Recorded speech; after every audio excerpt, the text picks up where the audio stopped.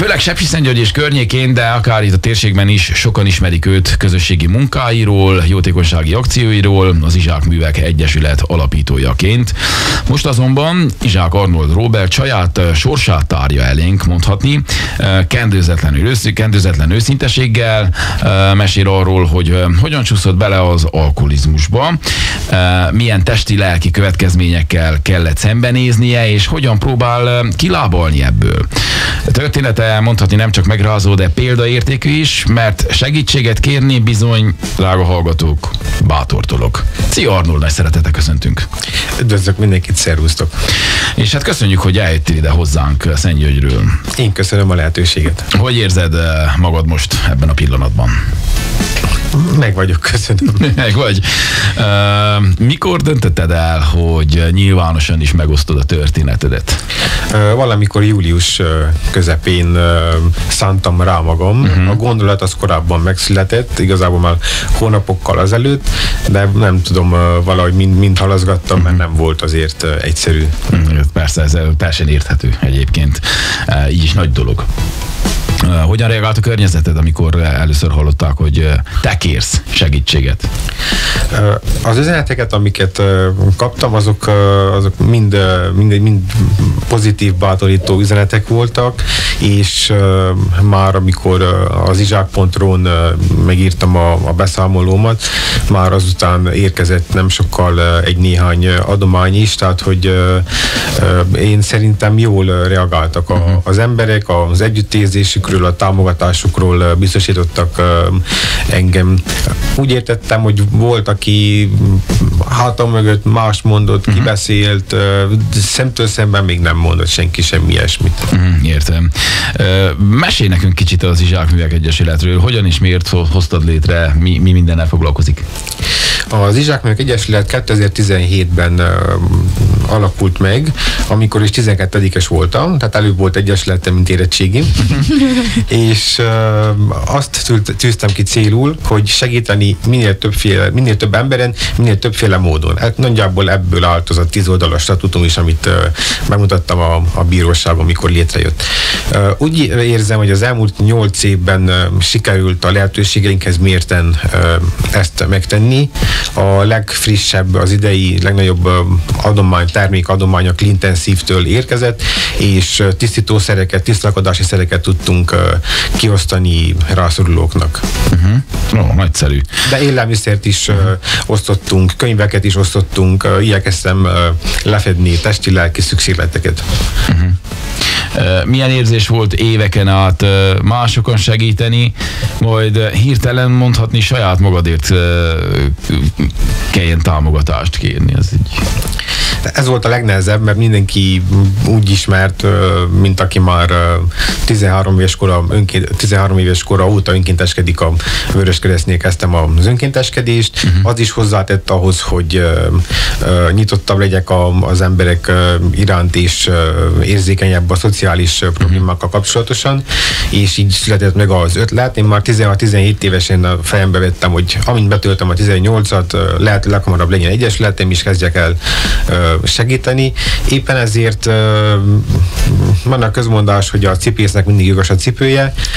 Nekem nagyon kiukadt a cipőm, és azt mondtam, hogy nem tudom befoltozni én egyedül. Értem. Mikor találkoztál először az alkohollal, és milyen szerepet kezdett betölteni, hogy emlékszel az életedben? A kezdeti dolgokra gondolok. Főleg az iskolai évek alatt, és még utána is egy keveset, én híresen antialkoholista voltam, és igazából az első komolyabb munkahelyeken tapasztalt nyomás vezetett oda, hogy oké, akkor nézzük meg, hogy mi lesz, hogyha hazaérek és megiszok egy pohár bort. És jó volt. És aztán ez odáig fajult, hogy napi szinten kezdtem alkoholt fogyasztani, hogyha délutános voltam, akkor mondjuk munka előtt, és azt vettem észre, hogy ami ezt utólag jöttem rá, hogy mi volt a magyarázata. Van egy olyan, hogy magasan funkcionáló alkoholista. Hú, ez mit jelent? A magasan funkcionáló alkoholistán nem látszik, hogy részeg, hanem sokkal jobban tud működni a társadalomban, a munkahelyén, és úgy összességében az alkohollal is. Ezért volt meglepő sokaknak, amikor hirtelen rám törtek majd 3 évvel később a fizikai tünetek, mert addig engem szinte soha nem láttak olyan átlagos részegnek, vagy nem mindenki tudta, hogy pontosan mennyit iszok, vagy hogy iszok. És a magasan funkcionáló alkoholizmus az azt jelenti, hogy az illetőnek van stabil munkahelye, jól teljesít, nagyon jól teljesít, tehát én plusz feladatokat is vállaltam.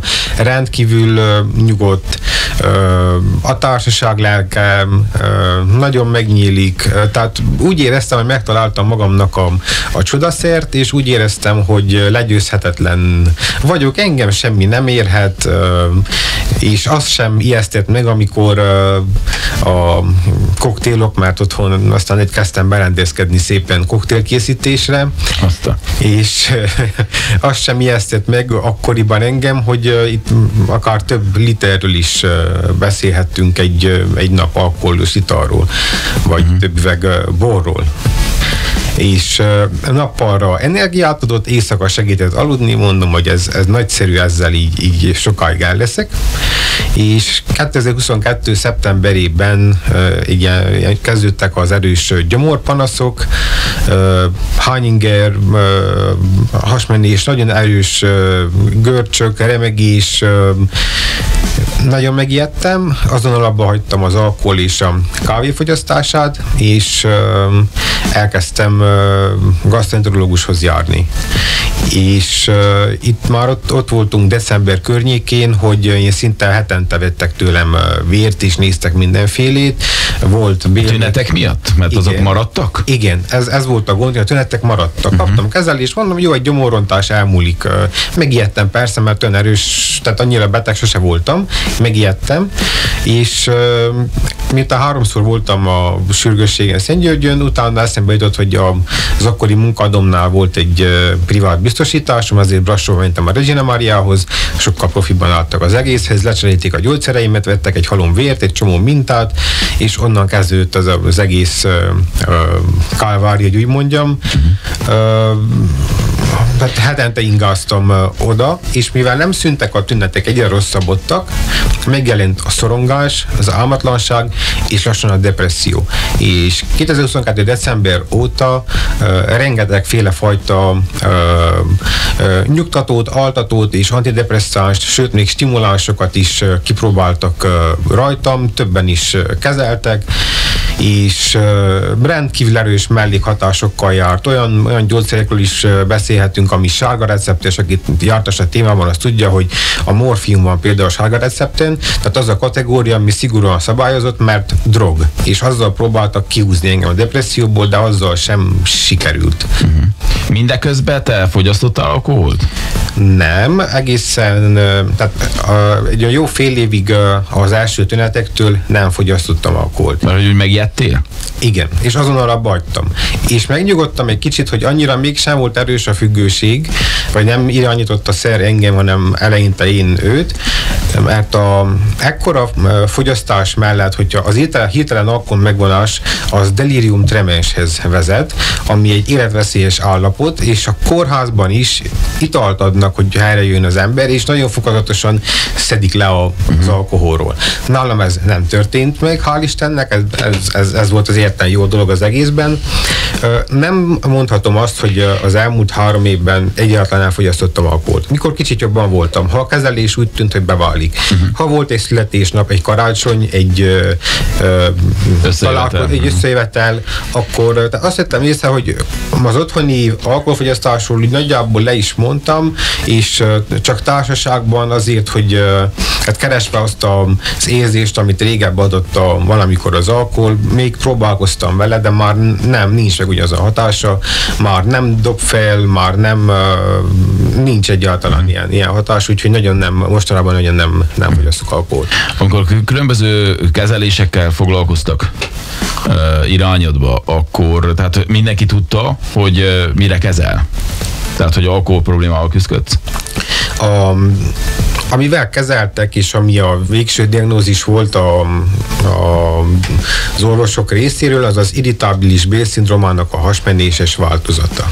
Aztán kiderült, hogy preddiabéteszem is van, inzulinrezisztenciám, máj megnagyobbodás, zsíros máj, metabolikus szindróma, meg reflux, meg mindenféle, mert nagyon sok mindent néztek. Az irritábilis bélszindróma az stressz, nem megfelelő étkezés, és gondolok arra, hogy ettem naponta 3-szor, de nem figyeltem oda, mit ettem, és a stressz. Tehát ez egy fajta pszichoszomatikus tünetegyüttes, és ezért is küldtek a végén pszichiáterhez, mert van egy olyan kezelési módja is ennek, hogy triciklikus antidepresszánsokat adnak az embernek, amik segítenek lelassítani a bélmozgást, és leküzdeni a depressziót, meg a szorongást, ami kiváltja ezeket a tüneteket, ezeket a fizikai tüneteket. Tehát ezzel próbálkoztak. Én emellett dolgoztam még egy ideig, és volt még egy-két munkahelyem egész tavaly decemberig, januártól most már nincs, pedig próbálkoztam. És hova akartam ezzel kiukadni? Kezelések. Igen, tehát hogy tudták, főleg amikor elmentem pszichiáterhez, az volt az első, beszámoltam a 3 évemről, ami a napi alkoholfogyasztás és a mennyiségről.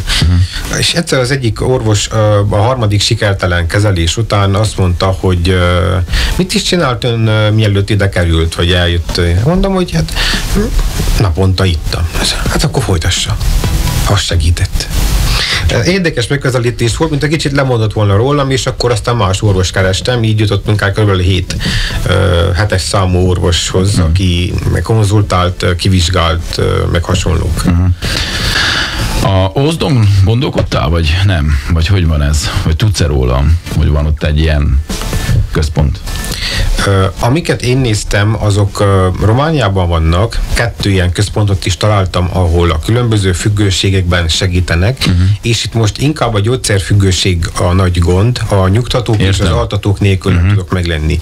Meg volt az egyik függőség az alkoholizmus, és abból átestem a másikba, a gyógyszerfüggőségben. Tehát egy gyógyszert szedek, hogy felébredjek, gyógyszert vettem be, hogy tudjak összefüggően most itt beszélgetni, és este 3-4 tablettát veszek be, hogy tudjak aludni valamennyit. Faszta mindenit. És erről szeretnék leszokni, megszabadulni ezektől a gyógyszerektől.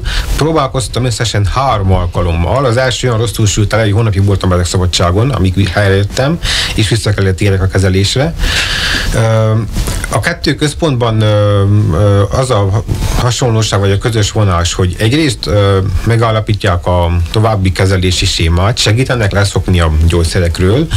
Van egyéni terápia, csoportos terápia, foglalkozásterápia, mozgásterápia, egészséges étrendet állítanak össze, odafigyelnek úgy összességében az emberre, a testre, a tünetekre, és ami nagyon fontos, hogy van saját fürdőszoba, ami az én tüneteimmel, ami még mindig meg szokott jelenni, hogy gyakran kell menjek WC-re, az egy nagy megnyugvást jelent számomra. És olcsóbbak amúgy, mint a külföldiek, de még így is elég drágák a mi zsebünkhöz képest. Ha úgy vesszük, egyelőre, ha nem drágítottak, akkor ilyen 1000 lej per nap, és minimum 30 napot kell ott lenni, de ez változhat attól függően, hogy haladunk az egésszel. És kiemelnék egy másik dolgot, ha már a kezelésekről volt szó. Legutóbb egy jási egyetemi professzorral, aki főorvos pszichiáter, volt egy 1 órás konzultációm, először is megijedtem, mennyi gyógyszert szedek, aztán pedig elküldött 3 fajta genetikai tesztre, amit el kell végezni. Van a pszichofarmakológiai része, megnézi, hogy melyik gyógyszer árt, melyik segít, melyik semleges. Megnézik azt is, hogy van-e valamilyen ételérzékenységem, allergiám, ami esetleg kiváltja még a fizikai tüneteket, és a különböző örökölt hajlamokat is feltárja a 3. teszt, hogyha van bármilyen betegség, legyen az pszichés betegség is, hajlamom nekem. A közösségi összefogással sikerült ezt az összeget oda kigyűjteni, közel 6500 elbe került. Most hétfőn voltam Brassóba, levették a mintákat, a DNS mintákat, és egy olyan 30 nap múlva tisztábban fogok én is látni, és az orvosok is. Hát amíg az nincs meg, nem tudok elmenni a klinikára, amire egyelőre még pénzem sincs. Értem. Most konkrétan jelen pillanatban milyen típusú segítségre van szükséged?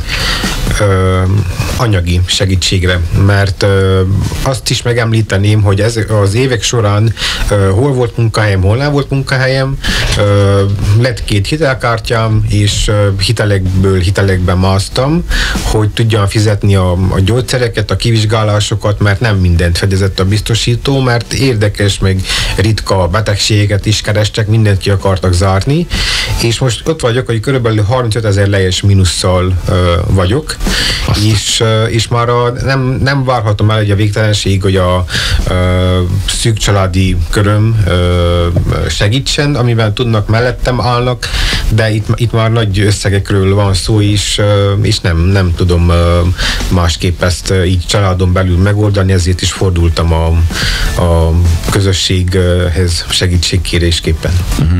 Nem lehetett könnyű meglépni ezt. Nem, egyáltalán nem, és igazából mindenkinek rosszul esik, aki közel áll hozzám ez az egész. Nem örülnek annak, hogy ennyire nyíltan beszélek mindenféléről, meg hogy tényleg mindent elmondok, de úgy érzem, hogy a teljes átláthatóság és a teljes őszinteség szükséges ahhoz, hogy ez a dolog megtörténjen, mert hiába mondok csak információ darabkákat, az nem a teljes kép. Nem lesz hiteles az egész, tehát igen. Ez tény és való. Aztán meg hát, hogyha segít is, ez másnak is akar, tudod, ez egy ilyen beszélgetés. Tehát ez...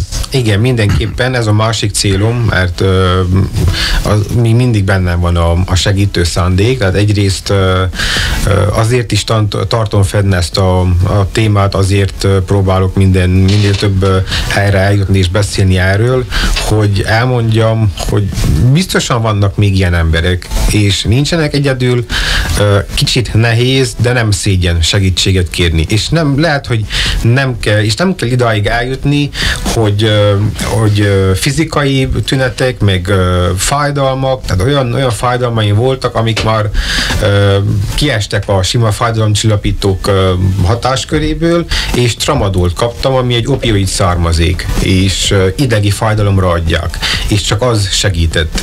Tehát, hogy nem kell megvárni, amíg ez bekövetkezik időben, és az ilyen emberek, akik magasan funkcionáló alkoholisták, és a környezet nem látja rajtuk, saját maguk előtt kell ezt bevallják, és ők kell felismerjék ezt a helyzetet, és az első lépés mindig ők kell megtegyen. Senki nem tud helyette dönteni, és aki nem akar gyógyulni, az nem fog tudni meggyógyulni.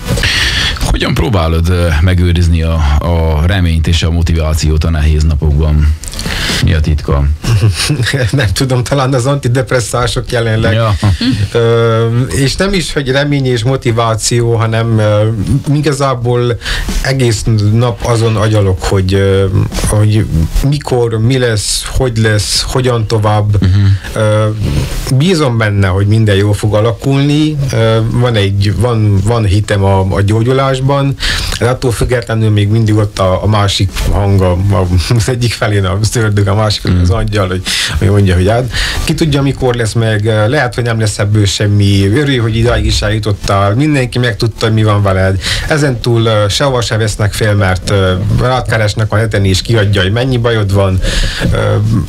Ezek is aggasztanak, ezek sem hagynak nyugodni igazából, de ha már belevágtam, amit elkezdek, azt megpróbálom véghez is vinni. Mi a legfőbb célod a gyógyulással kapcsolatban, akár rövid és hosszú távon? Rövid távon az, hogy amint tiszta képet látunk, megértsem szakemberekkel, olyan terapeutákkal, akik erre szakosodtak, hogy honnan ered ez az egész alkoholfogyasztás, vagy a gyógyszerfüggőség, tehát hogy mindig valamivel ki lehet kapaszkodnom, úgy éreztem. Ezt feldolgozni, megérteni, leszokni a gyógyszerekről, és amint lehet ismét munkába állni, és hogy ismét tudjak aktív lenni az egyesület egyesülettel is segíteni másokon. Ez a célom, hogy jobban legyek testileg, lelkileg, és vissza tudjak illeszkedni a társadalomba, a körforgásba. Értem, az időzőjeles normális életbe. Igen. Ami igen. most egyébként mit jelent számodra? Tehát ha azt mondom, hogy a normális élet kifejezés, ez mit jelent most aktuálisan? Hogy fogalmaznád meg? Tehát mi az, amit szeretnék? Tehát, hogy mit jelent most aktuálisan számodra a normális élet kifejezés? Ebben a percben, ebben a pillanatban, hogyha ezt kérdezzük, hogy normális élet, akkor ezt hogyan írnád le? Jelenleg, amikor normális életre gondolok, akkor mindenképp stabil munkahely, stabilitás, biztonság érzésem és egészség. Tehát többé-kevésbé. Nem azt mondom, hogy most 30 nap alatt csodát lehet tenni, vagy hasonlók, de bízok benne, hogy javulás mindenképp elérhető lesz. Úgyhogy mindenképp az érzelmi, meg az anyagi stabilitás a normális szerintem, amire mindenki vágyik, mert nem biztos, hogy mindenkinek megvan ez. Igen, biztos, hogy mindenki erre vágyik, mint az anyagi biztonságra, az csak úgy van. Tehát úgy jön. Ha sikerül felépülnöd, milyen terveid vannak az Egyesülettel és a közösségi munkával? Mindenképp szeretném folytatni ezt a munkát, ugyanúgy szponzorokat, támogatókat, partnereket keresni, amikor nem lesz már meg az a félelmem, hogy elindulok valahova, és lehet félcélre kell menni, és ezért el sem merek indulni, akkor többet járni terepre, eleinte sokat jártam terepre, a Vöröskereszttel van egy partnerségünk, és amikor nagyobb mennyiségű élelmiszert kapott az Egyesületem, akkor velük közösen osztottuk annak egy részét szét. Ők tudták, hova kell menni, nekem volt amit adni. Úgyhogy szeretnék aktívabb lenni az Egyesülettel, és folytatni azt, amit elkezdtem, és minél több emberen segíteni, minél többféleképpen. Mert segítettünk beteg embereken, segítettünk rákos betegeken, vagy neurológiai problémákkal küzdő embereken, a támogatóknak hála. Az rosszul esett például, hogy az illető, aki a rákkal küzdött, annak ellenére megkapta a kezelést és összegyűlt a pénz, sajnos nem éltett túl, de ez nem azt jelenti, hogy abba kell ezt hagyni, hanem folytatni kell a segítő munkát. Tehát, hogy láttam nehéz sorsú embereket, nehéz élettörténettel a hátuk mögött. Átérzem most már egyre inkább én is azt, hogy milyen, amikor egy hosszantartó betegség kínozza az embert, és megerősít abban, hogy a jövőben is segítsek, akin tudok. Érthető. Aki szeretne segíteni, bármilyen módon is, hogyan teheti meg? Aki rám keres Facebookon, Arnold Izsák megtalál, ott rendszeresen posztolok arról, hogy hol tart az adománygyűjtés, banki utalással lehet utalni a saját számlámra, lehet utalni Revoluton, lehet utalni az Egyesület számlájára, aki kicsit elővigyázatosabb, mert ott kimondottan például csak gyógyszereket, vagy magát a befekvést, a beutalást tudom dekontálni szép magyar szóval, úgyhogy és amúgy is rendre közzéteszem, hogy hol tartunk és milyen kiadásaim voltak, tehát én igyekszem az átláthatóságra. Ha valaki Szentgyörgyön jár és találkozni akar velem és beszélgetni, nagyon szívesen,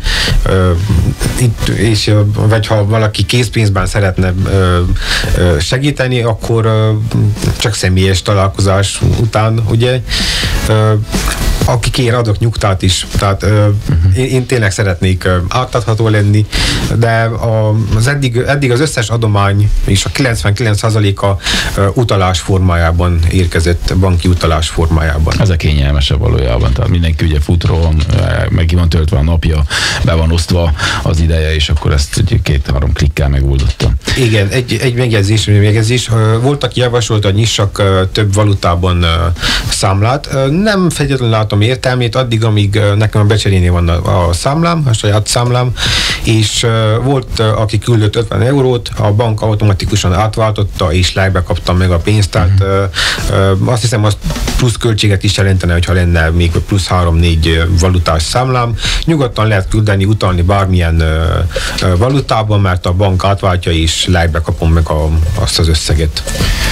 Arnold, így végezetül egy olyan kérdésem lenne, hogy te hogy látod, hogy ebben az egészben, ami veled történik, és ami körülötted történik, ebben neked mi a szereped? Tehát, hogy te mit kell hozzátegyél? Mert az emberek,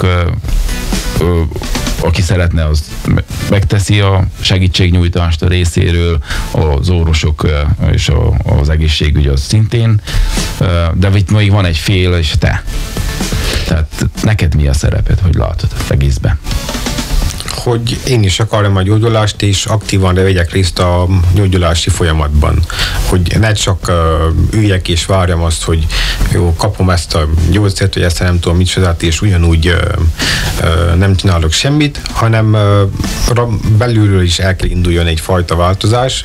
Úgy érzem, hogy ez elkezdődött, viszont annyi mindenféle dolog van, amit az évek során hol az alkohol, hol a gyógyszerek mögé dobtam, és rejtettem el saját magam elől, hogy lehet, hogy kell egy jó terapeuta, aki segít ezt az egészet megérteni, átlátni, feldolgozni. Igen.